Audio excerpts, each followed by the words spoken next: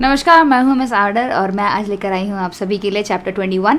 रात के आखिरी पहर में जब सब सोने की तैयारी कर रहे थे, सौम्य और हिमांगी कोने में अकेले बैठे थे। सौम्य ने हिमांग की छाती पर सिर टिकाया और बोली, हिमांगी, जो चल रहा है ना, ये मुझे बहुत डरा रहा है। ये क्या रहस्य है, कुछ समझ में नहीं आ रहा। लेकिन तुम्हारे साथ हर डर गायब हो जाता है। मतलब मैंने ये बात देखी है। हिमांग ने उसके होठों को अपने करीब लाते हुए कहा, सौम्या, तुम मेरे लिए सब कुछ हो। ये रहस्य चाहे जितना भी गहरा हो, हमारा प्यार उससे बड़ा है। उनकी सांसें एक दूसरे में मिल रही थी और उस रोमांटिक पल में बंगले का डरावना माहौल भी उनके प्यार को फीका नहीं कर सका। तभी अचानक एक जोरदार धमाका हुआ। बंगले का पिछला हिस्सा धुएं से भर गया। सब दौड़कर बाहर निकले। कृति चीखी, ये क्या हो रहा है? हिमांग ने सौम्या को अपनी बाहों में छिपाते हुए कहा, ये कोई दुर्घटना नहीं है, साजिश है। प्रत्युष और सुनैना एक दूसरे को देख रहे थे और उनकी आंखों में एक छिपा राज चमक रहा था। सौम्या ने हिमांग से कहा, हमें सच पता करना होगा, कुछ भी करके। कुछ भी ठीक नहीं हो रहा। हिमांग ने उसकी आंखों में देखते हुए वादा किया, सब सामने आएगा और हमारा प्यार हर साजिश से जीतेगा, नो वरी। रात अब और गहरी हो चली थी, लेकिन हिमांग और सौम्या का प्यार उस रहस्यमय बंगले की हर छाया को चुनौती दे रहा था। डॉक्टर मेजर देव ने पुश्तैनी बंगले में रात का सन्नाटा उस और ज़्यादा गहराता चला गया और पिछले हिस्से में उठा धुआं हवा में फैल रहा था। हिमांग की बाहों में सौम्या की सांसें तेज़ चल रही थी। धमाके की गूंज अभी भी उनके कानों में बसी थी। हिमांग ने सौम्या के चेहरे को अपने हाथों में लिया और उसकी आंखों में झांकते हुए कहा, सौम्या, जब तक मेरी सांसें चल रही हैं तुम पर कोई आँच नहीं आएगी, जस्ट ट्रस्ट मी। सौम्या ने उसकी छाती पर हाथ रखा जहाँ उसका दिल तेज़ी से धड़क रहा था। हिमांग, तुम मेरे लिए हर बार अपनी जान को जोखिम में डालते हो। ये प्यार मुझे डराता भी है और जीने की वजह भी देता है। मुझे तुम्हारे को लेकर बहुत टेंशन होती है।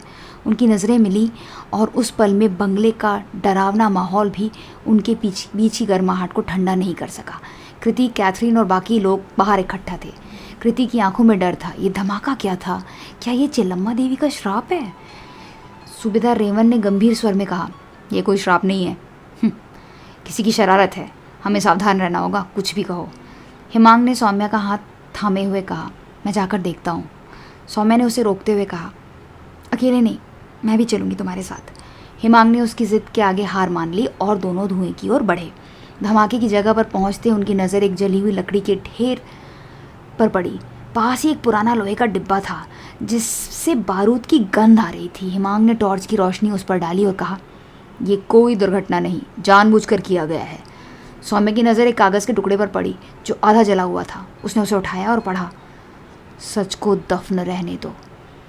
उसकी सांसें थम गईं। हिमांग, ये तो धमकी है। कोई नहीं चाहता कि हम यहाँ रहें। पता नहीं क्या चल रहा है। हिमांग ने उसे अपनी बाहों में खींच लिया और कहा, जो भी हो, हम इसका सामना करेंगे, ओके। उधर सुनैना और प्रत्युष हॉल में खड़े थे। सुनैना की नज़रें हिमांग और सौम्या की नज़दीकी पर थी। उसका चेहरा गुस्से से लाल हो रहा था। उसने प्रत्युष को धीरे से कहा, ये सौम्या हिमांग को मुझसे छीन रही है और तुम अपनी सगाई को लेकर कैसे इतने कूल रह सकते हो यार? अपनी मंगेतर को कंट्रोल करो ना। प्रत्युष ने ठंडे लहजे में जवाब दिया, सुनैना, मुझे सौम्या से प्यार नहीं, उसकी माँ की प्रॉपर्टी से है। अगर ये दोनों यहाँ से चले जाएं तो हमारा काम आसान हो जाएगा। नॉनसेंस। सुनैना की आंखों में एक चमक आई, तो ये धमाका तुमने? हाँ? प्रत्युष ने चुप कराते हुए कहा, कम बोलो, अभी खेल शुरू हुआ है। हिमांग और सौम्या हॉल में लौटे। सौम्या ने सबको कागज़ दिखाया और बोली, हमें यहाँ से जाने की धमकी मिली है, लेकिन मैं हार नहीं मानूंगी। कैथरीन ने डरते हुए कहा, सौम्या, ये खतरनाक हो सकता है, हम लोगों को जाना चाहिए। लेकिन हिमांग ने दृढ़ स्वर में कहा, हम सब मिलकर इसका जवाब देंगे, कोई भी हमें नहीं डरा सकता। उसकी बातों में सौम्या को लेकर एक अटूट भरोसा दिखाई दे रहा था। उसने हिमांग का हाथ थामा वहीं और उसने कहा, तुम्हारे साथ हर डर छोटा हो जाता है, भरोसा है मुझे तुम पर। रात के आखिरी पहर में जब सब अपने कमरों में सोने की तैयारी कर रहे थे, हिमांग और सौम्या बंगले की छत पर चले गए। तारों भरा आसमान उनकी ओर चमक रहा था। सौम्या ने हिमांग की ओर देखा और कहा, हिमांग, ये सारी साजिशें, ये खतरे, क्या हम कभी शांति से जी सकेंगे? तंग आ गई हूँ मैं इन सब से। हिमांग ने उसे अपनी बाहों में भर लिया। उसकी सांसें सौम्या के गालों को छू रही थी। सौम्या, ये खतरे हमारे प्यार की परीक्षा है और मैं हर बार तुम्हारे लिए लड़ूंगा। और यार वो लाइफ ही क्या जिसमें उलझन ना हो।